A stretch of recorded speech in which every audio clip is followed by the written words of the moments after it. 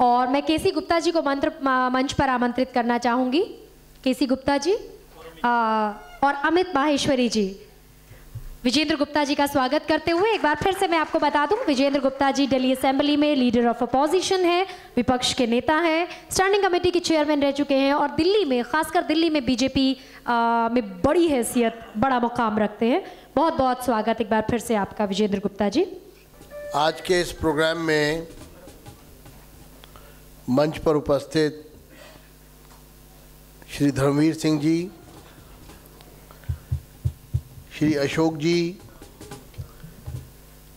श्री केसी Gupta ji, Shri JK. Bansal ji और आज के इस आयोजन के मुख्य केंद्र बिंदु जो एक कॉन्सेप्ट पर काम कर रहे हैं, ऐसे एक यंगस्टर, यूथ, एक एनर्जेटिक, एंथुजियास्टिक श्री अमित माहेश्वरी। और मैं देख रहा हूँ यहाँ बहुत सारे लोग ऐसे आए हुए हैं जो अपनी अपनी फील्ड के मास्टर हैं, लेकिन कुछ शब्द मेरे सीधे हाथ पर ऐसे लिखे हैं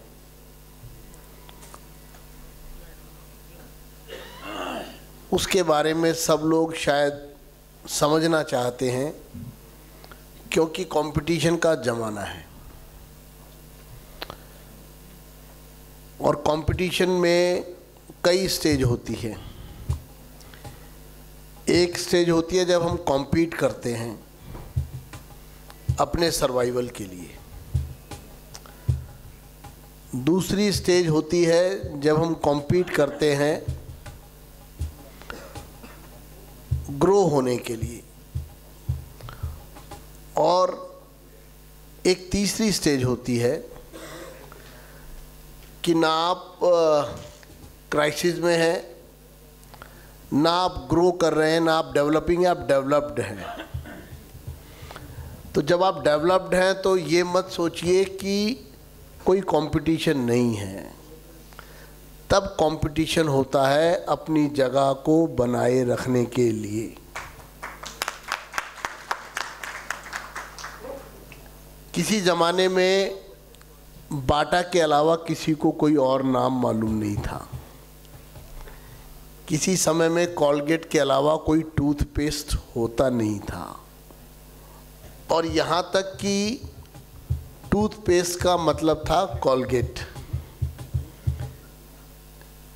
शूज़ का मतलब था बाटा और अलमीरा का, आयरन अलमीरा का मतलब था गॉडरेज। लेकिन जो समय के साथ बदल गए, जिनका R&D बहुत अच्छा था, जिन्होंने मार्केट के रुख को समझा और कस्टमर की चेंज होती हैबिट्स को समझ लिया, वो तैरते रहे। और जिन्होंने सोचा हमसे शुरू हुआ और हम पर ही ख़त्म होता है, वो समय के साथ ख़त्म हो गए।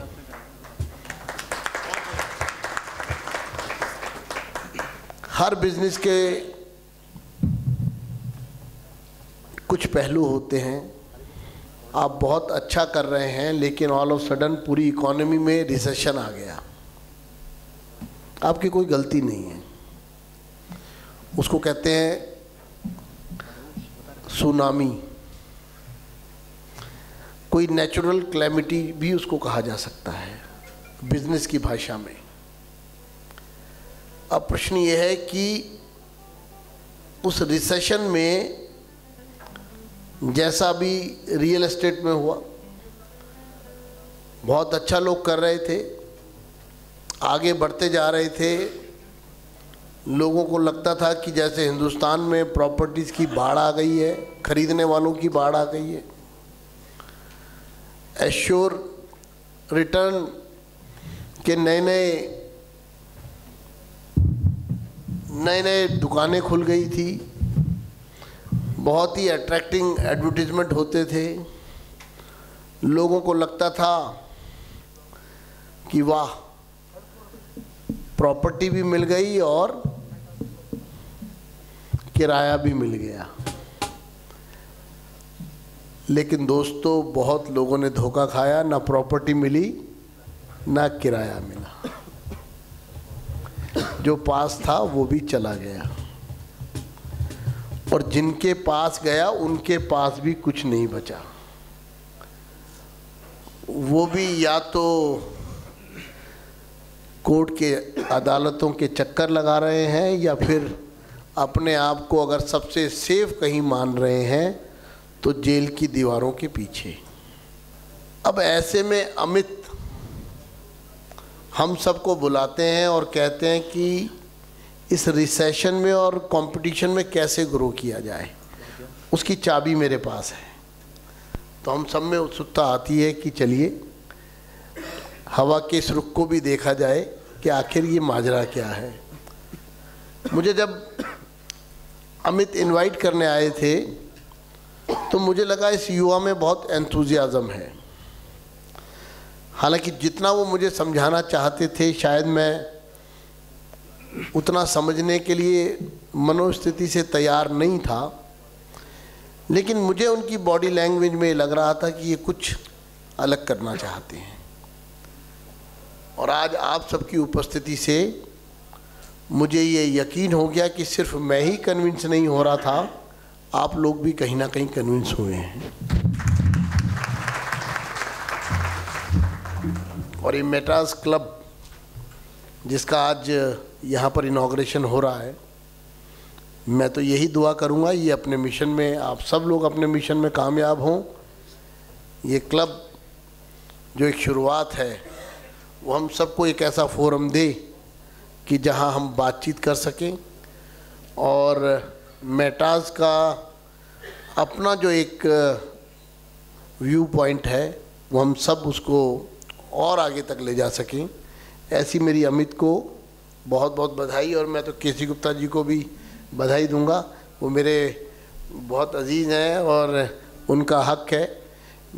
मुझे आने में थोड़ी समस्या हो रही थी लेकिन उन्होंने फ़ोन करके मुझे नाराज़गी प्रकट की और मैं यहाँ हाजिर हो गया। एक बार पुनः आप सबका बहुत बहुत आभार। मुझे आपने अपनी बात कहने का और आपने मेरी बात को सुना, उसके लिए बहुत बहुत आभार, धन्यवाद।